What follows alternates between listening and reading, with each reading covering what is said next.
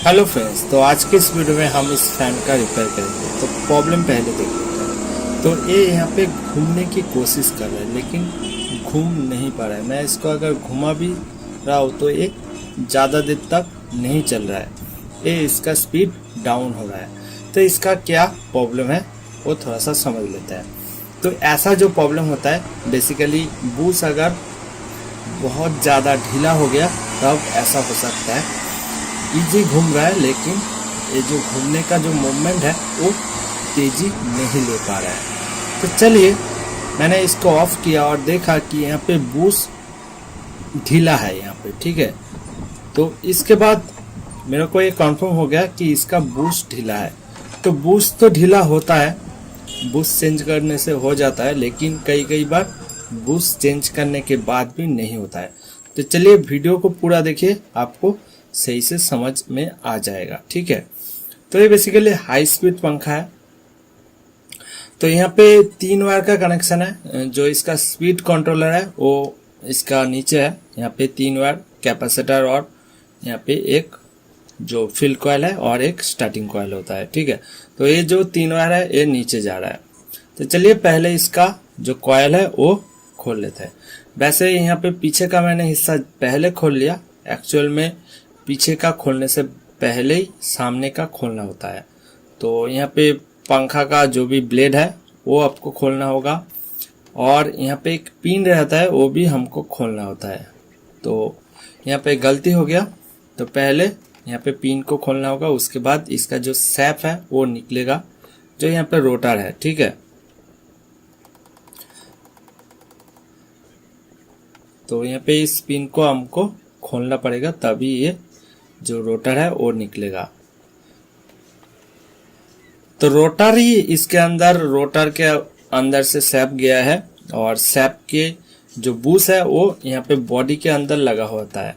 तो यहाँ पे मैंने देखा कि ये बहुत ज़्यादा जाम हो गया क्योंकि इस सैप के जो बाहर का हिस्सा है वहाँ पे इसका रास्ट पड़ गया, इसी कारण ये बहुत ज़्यादा जाम हो गया। तो इसीलिए हमको इसको साफ करना पड़ेगा पहले।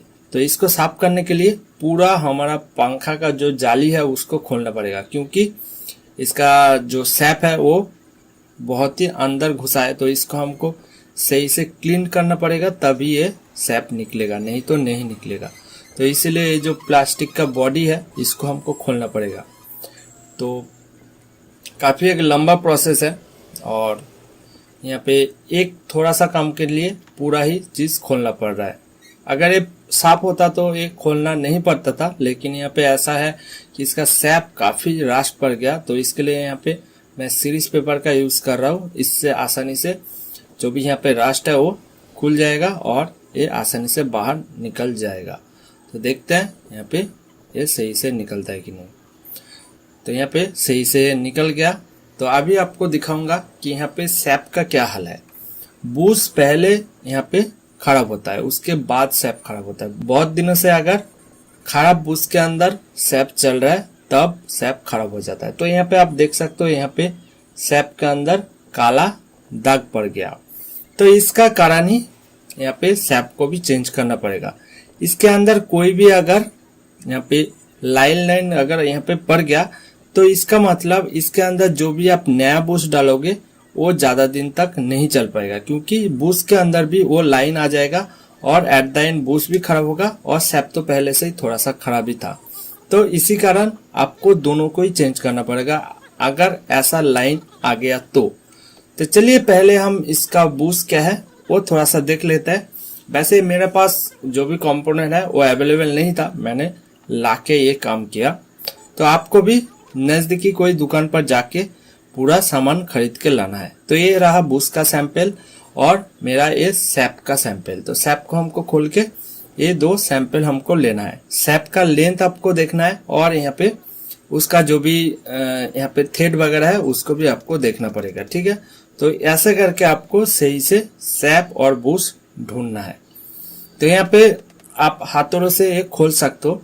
वैसे खोलने के लिए ज़्यादा तकलीफ लेने की ज़रूरत नहीं है, लेकिन लगाने के लिए आपको सही से लगाना पड़ेगा, नहीं तो सैप अगर टेढ़ा पड़ गया तो ये बहुत ही मुश्किल आ सकती है। तो यहाँ पे हमारा ये सैप खुल गया। तो आप देख सकते हो। तो ये हमारा पुराना ही रहेगा, सैप सिर्फ नया लगेगा। तो चलिए मैं यहाँ पे नया सैप लाके यहाँ पे फिटिंग करूंगा। तो ये रहा नया सैप और इसके साथ नया बूस भी है। तो यहाँ पे मैं इसको इसके अंदर घुसाऊंगा। तो यहाँ पे जो सैप आता है मार्केट पर वो उतना आसानी से इसके अंदर नहीं घुसता है। वैसे सैप को फिटिंग करने के लिए अलग आपको दुकान मिल जाएगा जो कि सिर्फ सैप को इसके अंदर डालता है। उसके लिए ये काम 1 मिनट का है, लेकिन मेरे लिए ये काम लगभग 10 से 15 मिनट लगा। और यहाँ पे रिस्क भी रहता है कि ये सैप थोड़ा सा टेढ़ा हो जाए, इससे ये जो सैप है वो इसके अंदर सही से नहीं बैठेगा और जो पंखा है वो सही से नहीं घूमेगा, यहाँ साइड वगैरह में लग सकता है। तो इसीलिए मैं आपको रिकमेंड करूंगा कि आप अगर आपका वहां पर अगर सैप लगाने के लिए कोई मशीन है, बेसिकली ये बहुत ज्यादा जहां पर काम होता है वहां पर ही ये स्पेसिफिक काम होता है, ठीक है। वो और कुछ नहीं काम करता है, सिर्फ सैप को लगाता है। पंखा, अब जो सीलिंग पंखा है, जो छोटा ये वाला पंखा है, तो बहुत सारा का बेसिकली वो लेद होता है, वहां पर एक काम सही तरीके से होता है। तो चलिए मैं यहाँ पे सैप को मेरा जो भी यहाँ पे टेक्निक है उससे मैंने लगाया और ये सही से लग गया। तो यहाँ पे आपको ध्यान रखना है इसके ऊपर मेटल की चीज से ज्यादा ना यहाँ पे मारे। यहाँ पे मैंने पहले लकड़ी से मारा, उसके बाद थोड़ा सा ही मैं मेटल डायरेक्ट, मैं यहाँ पे मेटल हीट नहीं किया, मैं डायरेक्ट यहाँ पे हथौड़ा नहीं हिट किया, उसके ऊपर मैंने मेटल रखा है क्योंकि मेटल रखने से जो फोर्स है वो ज्यादा आता है और यहाँ पे जल्दी से काम हो जाता है। जितना हो सके आप लकड़ी वगैरह से यहाँ पे मारिए तो ज्यादा बेहतर होगा। तो चलिए अभी मैं इसके अंदर जो भी बूस है वो मैं लगा लेता हूँ। तो बूस के अंदर एक स्पंज टाइप रहता है, वहां पे आप जो मोबिल वगैरह है वो आप अच्छे से भर दीजिए, तो इससे बूस हर टाइम लिक्विफाई रहेगा और ये अच्छे से काम करेगा, ठीक है। तो मैं यहाँ पे एक बूस लगा दिया। यहाँ पे 2 बूस रहता है, ये तो रहा पीछे का और सामने का एक बूस रहता है, तो सामने भी हम बूस लगाएंगे। तो ये जो बूस का सिस्टम है ये काफी अच्छा है और इजी है इसको आपको रिप्लेस करने में। लेकिन बहुत सारा बूस ऐसा होता है कि यहाँ पे जो बूस है वो एकदम फिक्स रहता है, उसके लिए आपको लेद कटिंग करना पड़ सकता है, बहुत सारा तकलीफ भी आ सकता है। तो बूस बेसिकली जो लोकल ब्रांड का फैन होता है उस पे लगाना काफी आसान है, और जो भी ब्रांडेड होता है उसका बूस खोलना थोड़ा सा मुश्किल होता है। जैसा कि ये लोकल है तो इसका बूस चेंज करना काफी आसान है। तो यहाँ पे एक साइड का मैंने लगा लिया और एक साइड का हमको लगाना बाकी है, ठीक है। यहाँ पे आप स्पॉन्ज है तो इस स्पॉन्ज को आपको फिर से लगाना होगा और यहाँ पे नया बूस लग जाएगा। तो ये जो काम है आप आसानी से घर पर कर सकते हो, ठीक है। तो स्टेप बाय स्टेप अगर इस वीडियो को पूरा देखेंगे आप बूस चेंज और सैप चेंज आसानी से कर सकते हो। तो यहाँ पे मेरा सैप सही से घूम रहा है और यहाँ पे एकदम सही है। तो वैसे इसके ऊपर वॉशर वगैरह रहता है, उसको आपको सही से लगाना होता है, जहां से आप वॉशर खुले हो वहां पर वॉशर वगैरह लगाना होता है, नहीं तो ये जो सैप है उसका जो पोजीशन है वो अंदर और बाहर हो सकता है। और इसको थोड़ा सा ही आपको ढीला रखना है टाइट होने के बाद, तो इससे जो सैप है वो अच्छे से घूम पाता है। तो और यहाँ पे जो बॉडी है वो आपको सही दिशा में लगाना होता है, जिस दिशा में आप खोले हो उसी दिशा में लगाना है। तो उसके बाद ये पूरा नाट टाइट कर देंगे और हमारा देखते हैं क्या रिजल्ट आता है।